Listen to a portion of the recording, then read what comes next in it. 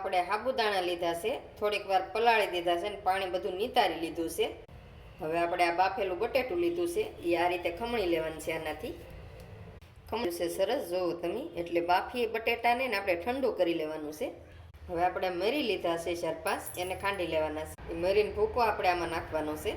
આ હુકલ મરચાં આવે એ આખા પાખા ખાંડેલા છે, એ નાખવાનું છે. સ્વાદ પ્રમાણે નિમક નાખવાનું છે, થોડુંક હંસળ નાખવાનું છે, થોડીક હિંગ નાખવાની છે, આખું જીરું નાખવાનું છે, થોડું લીલા ધાણા નાખવાના છે. હવે આપણે મિક્સ કરી લઈએ. આપણે આમાં આદુનો કે મરચીનો ઉપયોગ નથી કરવાનો.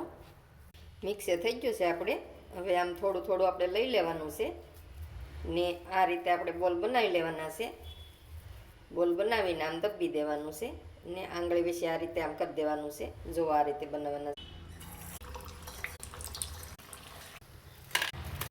બની ગઈ છે આપણે સાબુદાણાની રીંગ. બહુ મસ્ત બને છે. જો આદુ મરચી વિનાની બનાવે.